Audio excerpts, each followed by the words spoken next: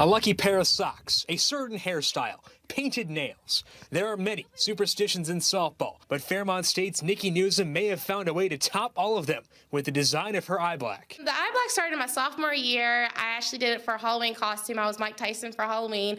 And then first home game, a senior did my eye black, and it kind of looked like it. So then we won, so it just stuck for the next 3 years. Coach Rick Wade says he has no problem with the eye black because the team has had a lot of success while she has worn it. You all have your superstitions on what sock you put on first, which shoe you tie first, and we won a ball game with it on, and it just stuck, and she's worn it every year and every game since then, and we've won an awful lot of games with her eye black on the side like that. Although the eye black does work for Newsom, it doesn't necessarily work for everyone. Coach Wade, for example, says that although he does have his own superstitions, eye black will never be one of them. I'll maybe put on the same jacket that I've won a ball game with, things like that, but I'm not too much for that. I do use the same pencil for every game to keep score.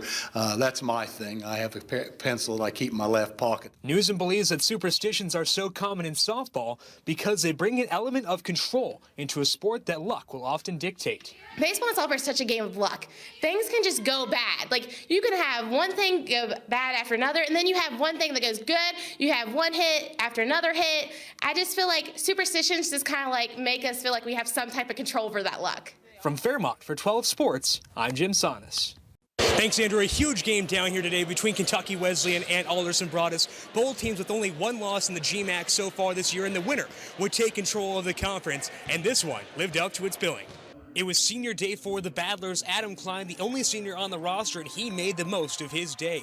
Early in the first, it's Klein with a jumper from the elbow. That puts the Battlers up 5-0. A few minutes later, Ali Bilal knocks this one down. AB started the game on a 16-4 run, but the Panthers kept it interesting. At the end of the first half, Kenya Bosley from deep. It's a 3-point game at the half. Down to just 8 minutes left, Lonnie Hayes to Devin Langford. Elevation, Holmes. We got ourselves a ball game.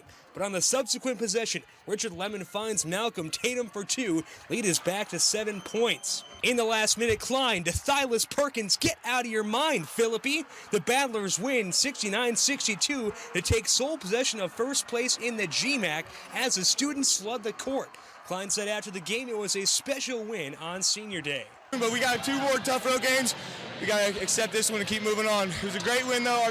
Our team played tough, and I love my family. They're like my family. In the women's game, though, there would be no court storming. Kentucky Wesleyan's Carly Rhodes led the way with 12 points, 5 rebounds, and 5 assists.